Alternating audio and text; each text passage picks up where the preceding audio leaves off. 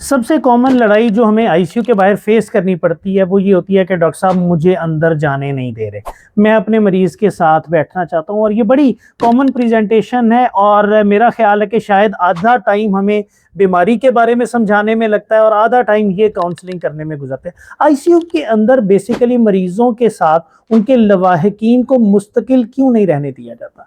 Number एक, ICU के अंदर पेशेंट की तबीयत काफी सिक होती है और उसको मैनेज करने के लिए स्टाफ को बार बार इंगेज करना पड़ता है, जिसमें कभी बार बार ब्लड प्रेशर चेक कर रहा होगा, टेम्परेचर होगा, ड्रिप होगी, सारी चीजें मैनेज कर रहे होते हैं। अगर अटेंडेंट साथ बैठे रहे तो डेफिनेटली अटेंशन डाइवर्ट होती है। दूसरी जो सब इंपॉर्टेंट बात है वो ये है कि इन्फेक्शन, एक बंदा जो इतना सिक हुआ कि वो घर में मैनेज नहीं हो सकता, वो इंजेक्शंस के साथ कमरों में मैनेज नहीं हो सकता और वो आईसीयू में आ गया है या वेंटिलेटर पे चला गया, तो इमेजिन करें वो जरासीम कितना खतरनाक है।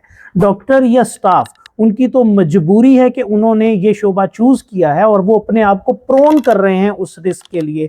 कोरोना में देखा होगा आपने कितने हेल्थ केयर प्रोफेशनल की जान गई।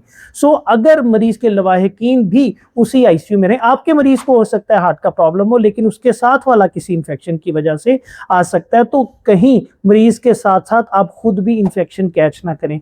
आप इंफेक्शन डायरेक्ट भी कैच कर सकते हैं। दूसरा, आप अपने कपड़ों के साथ, जूतों के साथ इंफेक्शन कैच करके बाहर बैठे हुए किसी और शख्स को भी ट्रांसफर कर सकते हैं। आप हो सकता है इम्यूनो कॉम्पिटेंट हो, हेल्दी हो, यंग हो, लेकिन जो बाहर बैठा हुआ है वो कोई अगर कमजोर, नहीफ या किसी बीमारी का शिकार शख्स है तो वो इससे ज्यादा शदीद बीमार हो सकता है।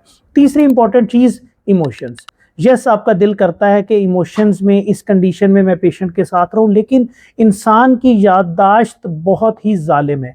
वो अगर अपने प्यारे को उस तकलीफ में देखता है वो उस तकलीफ को भूल नहीं पाता। सो इसलिए भी आपका बाहर रहना जरूरी होता है। और नंबर 4, एक पेशेंट है, एक पेशेंट के ऊपर एक स्टाफ है, एक अटेंडेंट है, एक डॉक्टर है। अगर 5 पेशेंट है, 20 लोग ये हो गया और उसके ऊपर अगर 1 या 2 या 3 अटेंडेंट साथ आ जाएंगे तो 30-35 लोगों का एक जमघटा लग जाएगा, जो कि ना सिर्फ काम करने में रुकावट पैदा करेगा, दूसरी तरफ सोर्स ऑफ इन्फेक्शन भी बढ़ेगा और अजीब सी एक मछली मंडी का सिलसिला शुरू हो जाएगा। और इसके अलावा जो सबसे आखिरी बात है वो ये कि हर चीज में एक कोऑर्डिनेशन होना बहुत जरूरी होता है। तो इन सारी चीजों की वजह से आईसीयू के अंदर लोगों का फ्रीक्वेंटली आना जाना कम भी होता है। वो आपके अपने पेशेंट, आप लोग और साथ वाले पेशेंट की केयर के लिए भी बेहतर है और आपके पेशेंट की केयर प्रोवाइड करने के लिए जो डॉक्टर काम कर रहे हैं वो भी ज्यादा बेहतर कंसंट्रेशन से काम कर सकते हैं।